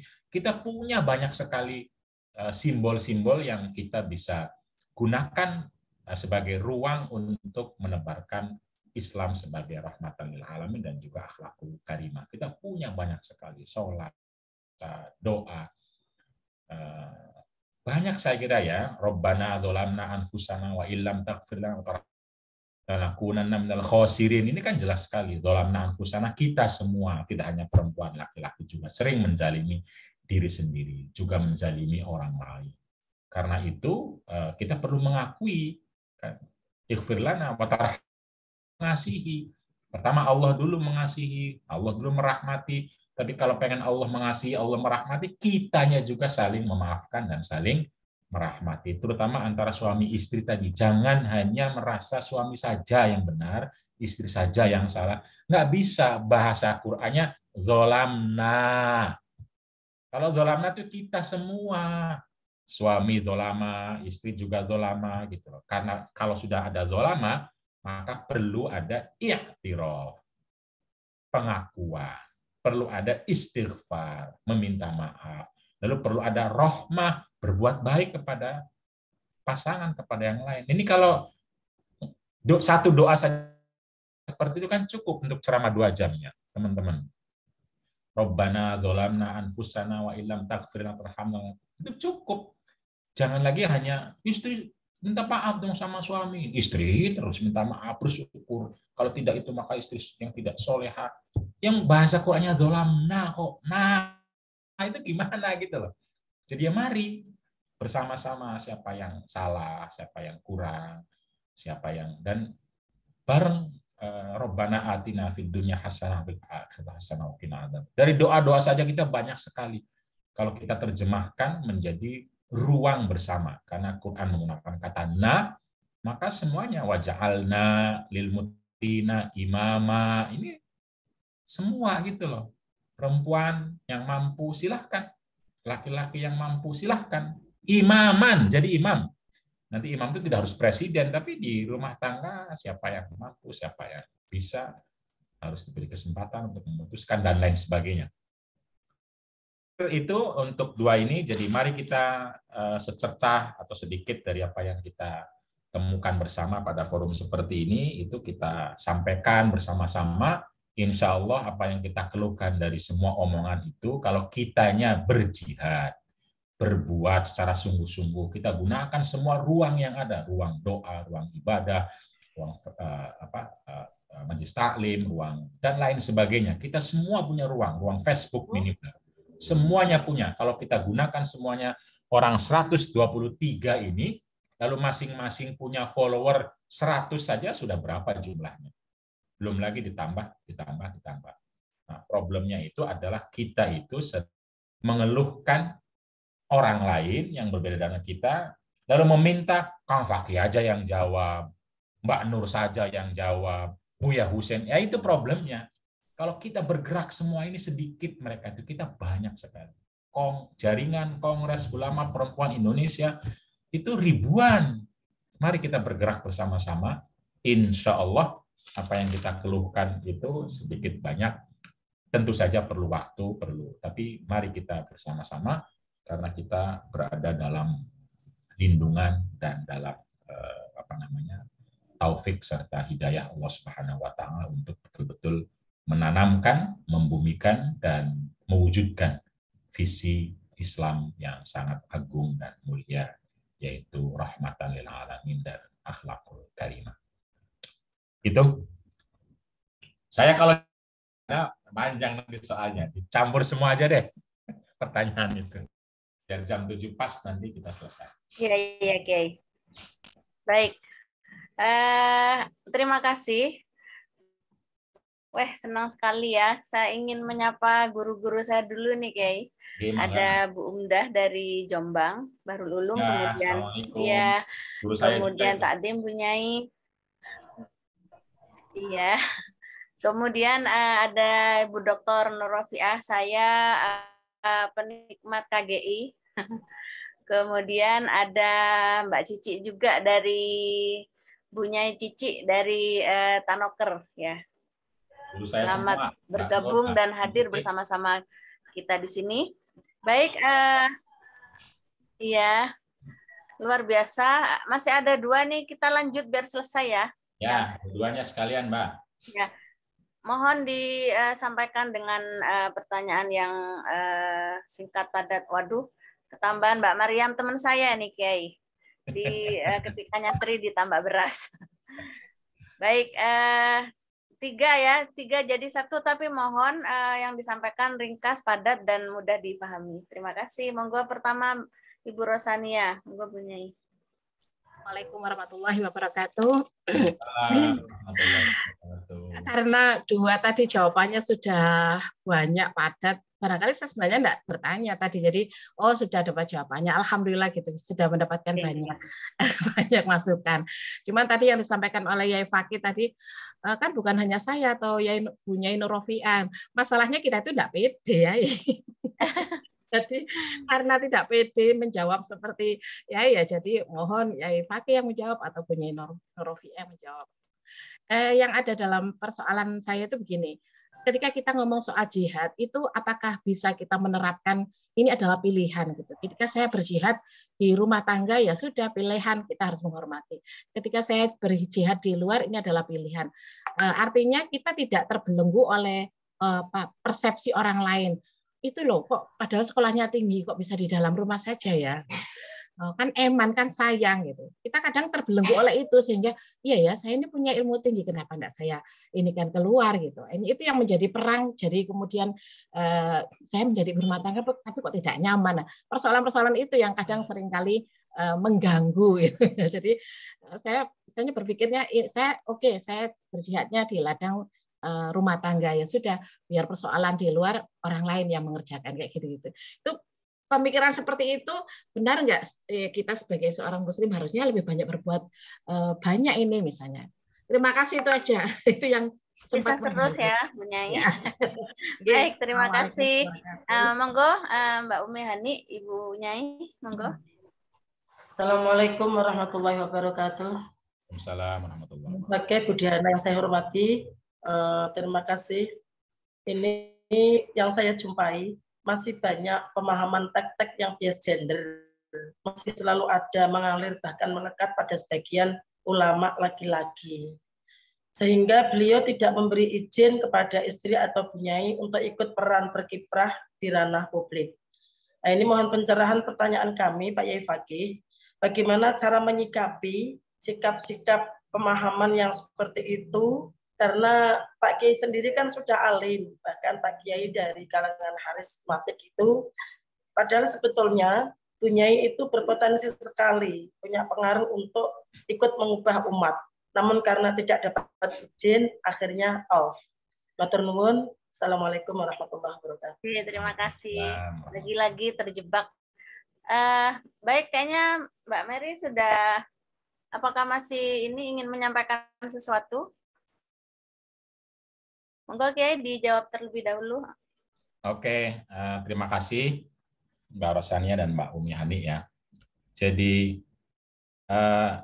sebenarnya kalau hadis ya saya ingin mengatakan bahwa di dalam rumah tangga, jadi jihad ketika dibilang bahwa dalam rumah tangga itu jihad, hadis itu mau mengatakan itu berat loh, tidak ringan. Orang kan mengatakan itu ringan, itu perempuan ngapain sih gitu loh. Justru ingin mengatakan ini berat. Ini punya pahala besar, ini dan lain. Tapi bukan berarti lo hanya perempuan, tapi juga bisa laki-laki dan sebagainya. Nah, pertanyaannya bagaimana itu menjadi pilihan? Ya sesungguhnya menjadi pilihan boleh-boleh saja, tetapi bagaimana pilihan itu jangan juga membatasi diri. Memang saya setuju, sayang sekali ya ulama ilmu yang sangat besar itu kok cuma dinikmati sendiri gitu loh. Tapi tidak harus selalu betul-betul kan begini ya, menjadi ibu rumah tangga dalam tanda kutip itu kan tidak harus selalu betul-betul juga menjadi pengurus organisasi untuk bisa menyampaikan ilmunya, kan tidak harus juga. Jadi tapi kalau betul-betul menutup diri hanya untuk rumah tangga saja, ya betul sih saya sayang ilmu. Tapi kan masih bisa dia lakukan dengan menulis, kan bisa dari rumah, nulis misalnya apa ya, bikin vlog kan bisa, bikin vlog kalau sekarang ya. Atau ke tetangga bisa, atau mungkin ya membuka diri siap untuk diundang, untuk menyampaikan. Karena betul, kalau sudah, misalnya contoh ya, punya keahlian dokter misalnya ya, tiba-tiba dia nggak mau sama sekali berpraktek, sama sekali hanya karang jeruk, ya aduh sayang sekali gitu loh, betul. Ya kalaupun tidak buka praktek kan minimal orang harus tahu, sehingga orang kalau ke situ ya kewajiban, dia punya kewajiban dengan ilmunya, masa nggak mau nolong, saya kan ibu rumah tangga. Dia satu-satunya orang yang tahu, itu fardu ain bisa itu. Bu. Jadi yang terpenting jangan terjebak pada istilah pilihan itu, artinya kalau sudah memilih ibu rumah tangga lalu terjebak, dia tidak bisa apa-apa gitu loh. Tapi dia boleh untuk tidak menjadi aktif di organisasi ABC, tidak bekerja secara formal, itu boleh, tapi jangan menutup diri bahwa saya nggak bisa lagi. Itu kalau menurut saya bukan pilihan, itu menjebak diri kalau begitu ya. Kita ini sebagai manusia itu punya istilahnya Nabi itu kan ada haknya Allah, ada haknya diri, ada haknya keluarga, ada haknya masyarakat gitu loh. Walaupun tidak harus terjebak secara formal ya, hak masyarakat itu harus menjadi pengurus gitu loh, harus menjadi kerja secara formal, kerja jelas, keluar pagi pulang sore gitu loh. Tidak harus begitu, itu kan modernisme, itu kan cara orang sekarang menganggap itu kerja di publik. Tapi sesungguhnya kan kita tetap punya kewajiban kepada tetangga, kepada masyarakat, kepada negara, kepada publik dunia gitu, dengan melakukan hal-hal yang bisa kita lakukan sekalipun tidak harus terjebak dengan istilah formal itu gitu, formal itu. Jadi jangan sampai pilihan itu membuat kita tidak punya ruang itu namanya bukan pilihan menurut saya, mengerangkeng sendiri, mempenjat sendiri. Tapi kita harus fleksibel untuk memungkinkan kita tetap menjadi manusia yang tadi yang saya hamba dan khalifah. Jadi kita punya peran khalifah gitu loh, untuk memakmurkan bumi, mulai dari rumah tangga bumi itu. Jadi bumi itu ya semuanya, termasuk dalam rumah itu bumi. Jadi ruang di rumah untuk membuat kita punya ruang juga di luar rumah. Tapi jangan membayangkan ruang di rumah itu harus selalu menjadi aktivis, gitu, harus menjadi penceramah di mana-mana, yang jalan kemana-mana gitu. Tidak harus, itu salah satu contoh saja. Untuk bekerja secara formal jadi PNS, di pabrik, di aktif, tidak harus itu. Itu kan bentuk-bentuk pekerjaan yang sifatnya modern sekarang ya. Karena ruang pekerjaan di publik itu banyak sekali, ruangnya banyak sekali, dan tidak harus terjebak dalam kerja-kerja yang diasumsikan orang sebagai kerja di ruang publik. Kita bisa memberikan manfaat bahkan mulai dari rumah gitu loh, bahkan dari rumah. Dan itu kira-kira Mbak menurut saya, tapi ya monggo yang lain jika ada pendapat, tapi intinya jangan membuat diri baik laki-laki maupun perempuan itu menjadi sesuatu yang terjebak pada komitmen yang membuat lagi luas sebagai manusia, sebagai khalifah itu. Kemudian yang kedua adalah lagi-lagi soal cara menyikapi ya. Jadi ya tergantung Mbak Umi Hani, cara menyikapi tergantung kita seperti apa. Mampu nggak kita berbicara sama ulama itu? Kalau nggak mampu, misalnya nggak selevel, atau kalau ngomong pun nggak akan didengarkan, ya nggak usah dipikirkan. Tangan kita cuma dua, nggak usah mikirin kiai itu. Pikirin kita saja sampaikan apa. Kita punya Facebook, ya udah kita Facebook kita di jamaah kita. Tergantung kitanya gitu loh. Nah kalau kita mikirin itu terus, ya kita akan pusing. Padahal kita bisa melakukan sesuatu gitu. Lakukan sesuatu yang kita bisa itu tanpa mikirin itu. Kalaupun dipikirin strategi misalnya. Oke, kalau ada kiai begitu, strategi kita bagaimana? Kepada siapa kita ngomong? Siapa saja yang kita ajak?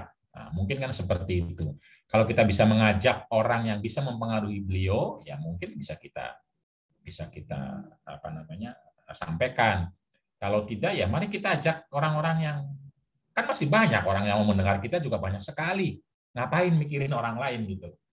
Orang yang mau mendengar kita ini banyak. Apalagi Mbak Umi Hani seorang punya majelis taklim, punya ngaji, punya dosen, punya mahasiswa, santri. Itu aja kan banyak sekali. Udah mikir itu saja. Sampaikan ke situ saja gitu. Itu sudah cukup ruang.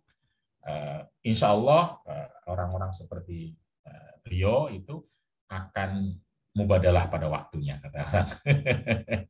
jadi ya tentu kita juga perlu ulama-ulama seperti itu juga untuk menantang kita juga, kita bagaimana menyampaikannya, strateginya apa gitu dalam konteks itu ya.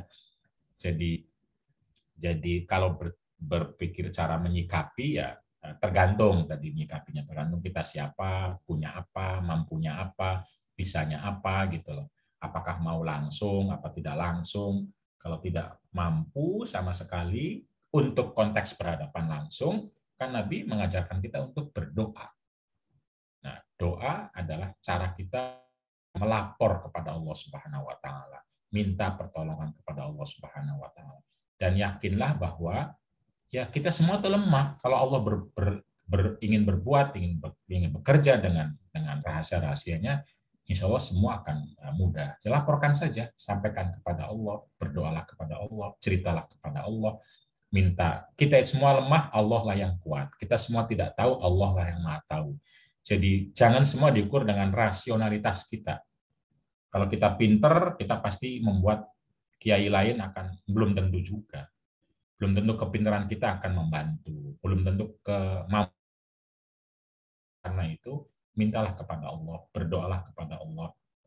Rabbi yassir wala tu'assir, inna kulla asirin minka yasir, dan lain sebagainya. Jadi kenapa kita perlu membaca la haula wala quwata illa billah, itu kan tujuannya itu. Apa yang kita tidak mampu ya serahkan, apa yang kita mampu lakukan. Mari kita lakukan yang kita mampu dengan dua tangan kita, dengan ruang yang kita miliki. Gitu. Kalau tidak perlu kita marah-marah, tidak perlu kita menyalah-nyalahkan, lalu mempopulerkan dengan cara mengkritik habis dan seterusnya. Itu tidak perlu kalau menurut saya. Yang perlu adalah membangun pondasi. Membangun pondasi kalau diskursus tadi kan, yang anugerah itu mana, yang akhlakul karimah mana. Biarlah nanti orang-orang akan melihat, mendengar, dan mengambil dari Mbak Umi apa yang baik, apa yang kuat, apa yang rahmah, dan lain sebagainya. Dan insya Allah, lagi-lagi seperti saya bilang, kalau ruang kita semua kita gunakan, jadi Mbak Rosania yang tadi ngomong masih belum pede, semoga kita semua pede untuk melakukan. Dan kenapa kita lalu sering berdoa juga untuk menciptakan kepedean itu. Dan kepedean itu tidak hanya perlu doa, tapi perlu dipraktekkan dengan niat. Niat itu kan qasdul fi'li muqtarinan bi fi'lihi kalau kata orang santri. Jadi Mbak Rosania, pede itu setelah kita berdoa kita berniat. Jadi kalau doa saja yaitu namanya menipu, doa pengen kaya misalnya tapi nggak mau bekerja tidur, itu namanya ngerjain Allah. Ya Allah, jadikan saya pinter, ada buku nggak dibaca, yaitu namanya ngerjain. Ya Allah jadi seperti pembantu, nyuruh-nyuruh terus kita suruh lagi. Tapi kalau kita bagian dari doa itu, apa yang kita doakan kita lakukan. Jadi kalau tidak pede kita berdoa, lalu kita berbuat sedikit demi sedikit. Karena pede itu akan muncul kalau kita memulai. Kita misalnya tidak pede ngomong di panggung, ya nggak akan pede. Ngomong pertama gemeter, semua orang gemeter. Saya juga gemeter, Mbak Cici paling tahu itu. Saya awal-awal kalau ngomong di depan tuh gemeternya. Itu Mbaknya Cici, guru saya, itu bagaimana ngomong di depan, juga gemeter, susah. Tapi ya kalau diawali, dimulai, dikit-dikit, insya Allah. Nah, karena itu ruang sekarang itu kan banyak. Jangan lagi pede. Tidak pede itu problem kita semua. Problem kita semua. Tapi jangan dijadikan alasan untuk tidak melakukan. Lakukan walaupun sedikit. Nanti lama-lama kita akan punya ruang di mana kita pede, di mana kita belum pede. Kita semua punya, saya juga punya, Mbak Nur juga punya. Tapi yang ada ruang PD-nya dibesarkan, dikuatkan, seterusnya. Jangan terus jadikan alasan untuk tidak. Tetapi lakukan sedikit demi sedikit apa yang bisa, nanti akan tercipta kepedean itu dengan sendirinya. Saya melihat justru Mbak Rosania orang yang sangat pede sekali, tinggal bagaimana diperkuat dan banyak saja ya. Jadi langsung kalau masih tidak pede dalam arti dengan keilmuannya, kan bisa ngutip saja Marosanya. Kata Kang Fakih, kata Mbak Nur, kata Bu, ya udah gitu aja. Kata. Kalau nggak percaya ini bukunya, misalnya begitu kan sudah bagian dari membuat kita pede. Kenapa lalu ada tradisi besar itu kan sebagian besar juga kita buka tafsir pertama At-Tabari misalnya, itu kan semuanya katanya. Kata ulama A, kata ulama B, kata ahli bahasa C, kata ahli hikmah D, dan lain sebagainya. Jadi, mari ini menjadi ruang untuk menguatkan kepercayaan diri kita masing-masing dengan terus saling bergandengan tangan, bekerja sama, dan tentu saja berdoa, karena kita semua sebesar apapun adalah kecil di mata Allah, karena bumi yang katanya besar itu ternyata kan ada bintang-bintang lain yang lebih besar, ada galaksi yang lebih besar, ada kekuatan lain yang lebih besar. Nggak usah berkecil hati, sekalipun ada si A, si B, si C yang punya pengaruh, punya follower, punya ilmu, punya apapun namanya, terserahlah. itu semua di mata Allah adalah kecil. Kita bisa melaporkannya, kita bisa berdoa, kita bisa meminta kepada Allah agar supaya kita terus diberikan kekuatan untuk menjadi hamba yang sebenar-benar hamba, kalau kata Mbak Nyai Nur, yang menyembah hanya kepada Allah Subhanahu wa Ta'ala. Karena itu kita terus untuk memandang yang lain sebagai sesama hamba yang bekerja sama menjadi khalifah, menciptakan kemaslahatan, kebaikan, kesejahteraan bagi diri, keluarga, masyarakat, dan publik dunia serta semesta. Terima kasih. Wassalamualaikum warahmatullahi wabarakatuh. Waalaikumsalam. Baik, terima kasih Kang Fakih. Ada diskusi menarik, ini hangat juga di ruang chat kayaknya ya, Bu Nur Rofiah dan teman-teman di sana. Sayangnya tadi dari sekian penanya tidak ada yang berjenis kelamin selain perempuan. Jadi diskusinya hanya berkutat melihatnya lebih kepada penyadaran diri sendiri dan apologi gitu. Nah, baik teman-teman, Bapak Ibunya yang saya hormati, kayaknya ini sudah sampai pada penghujung ya. Sayang sekali kita sebenarnya masih banyak sekali nih Kang yang mau berdiskusi sepertinya. Tapi rupanya kita harus bertemu di kesempatan yang lain. Ya, minggu depan kita lanjutkan minggu depan. Ya, betul. Dan saya juga ini nih ada Mbak Zahra, kayaknya Mbak Zahra Amin. Saya ikut kelas Mubadalah, beliau yang mengelit. Kemudian sampai sekarang saya belum lulus kayaknya. Ada masih banyak hutang. Nah ini entah masih terus berlangsung atau tidak ini Kang kelas Mubadalah. Saya rasa melihat dari perspektif Mubadalah dan di coaching oleh coaching-coaching yang berpengalaman dan fokus gitu ya, itu juga memberikan penguatan tersendiri kepada kita. Kalau ada nanti bisalah kita ini ya, kita masuk bersama-sama teman-teman yang masih belum sempat belajar di situ, kemudian kita ramaikan. Dan salah satu dari tugas yang ada di situ adalah bagaimana kita menulis dan secara masif menulis hal-hal yang berbau yang konteks secara teks mungkin orang memaknai hanya bagian dari laki-laki saja, tapi kemudian kita kontekstualkan dengan pemahaman saat ini yang lebih bernilai mubadalah. Saya tidak akan menyimpulkan, Bapak Ibu sekalian, teman-teman, Ibu Nyai, Pak Kiai, karena semua yang diucapkan adalah mutiara dan penting bagi kita semua. Hanya dua hal yang ingin saya highlight, yaitu bahwa apapun kebaikan, apapun yang ada di sekitar kita, jika tidak mengandung nilai al-akhlaqul karimah yang akhirnya tujuan utamanya adalah rahmatan lil alamin, maka tidak bisa diterima oleh kita semua, baik bahkan jika melabeli dengan label agama. Oh iya, belum kayaknya ya. Mbak Ida, apakah ada link absen ini, Mbak? Kami tidak menyediakan presensi, Mbak. Oh iya, oke. Baik. Baik, Bapak Ibu, teman-teman sekalian, apakah ada closing statement, Kang? Sudah. Saya kira sudah disampaikan juga banyak di chat, itu menarik. Saya kira cukup. Iya, Mbak Nuril, apa kabar? Direkod aja sama Mbak Aida dan lain sebagainya. Baik. Teman berjuang dari Bondowoso ya, Mbak Nuril juga. Baik, teman-teman sekalian, saya sebagai moderator dan mewakili dari teman-teman Fatayat, sahabat-sahabat Fatayat, mohon maaf yang sebesar-besarnya. Terima kasih atas kesempatannya, Mbak Aida. Insya Allah kita akan lebih masif lagi memberikan informasi tentang Tadarus Subuh ini kepada komunitas kami dan komunitas-komunitas keilmuan yang lain juga. Sekali lagi terima kasih sudah diperkenankan bersama-sama hadir ngaji langsung kepada para ahlinya. Baik, dari saya mohon maaf yang sebesar-besarnya. Assalamualaikum warahmatullahi wabarakatuh. Saya kembalikan kepada Mbak Aida. Baik, terima kasih Mbak Diana dan Kang Fakih. Seperti biasa, setiap hari Minggu kita mendapatkan ilmu yang sangat banyak sekali. Dan berhubung ini temanya tentang jihad, Afkaruna ingin mengabarkan bahwa 2 pekan ini Afkaruna sedang prapesan bukunya Bulis, yaitu seperti membaca kacamata yang salah.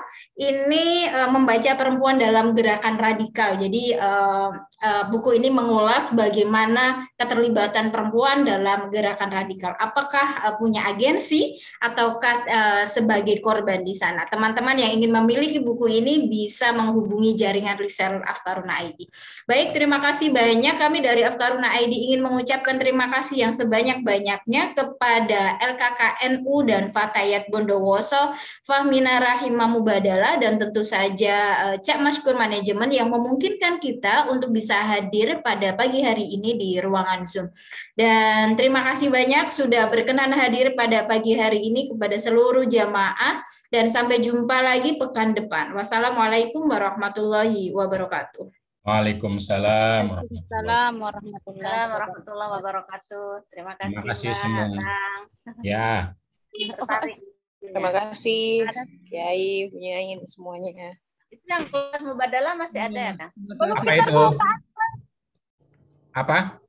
Kelas Mubadalahnya masih ada. Iya. Pak Kiai. Yo. Jumpa lagi insya Allah minggu depan. Pernah tim Pak lo. Dek, yang roti. Iya, kong kapak gak de to roti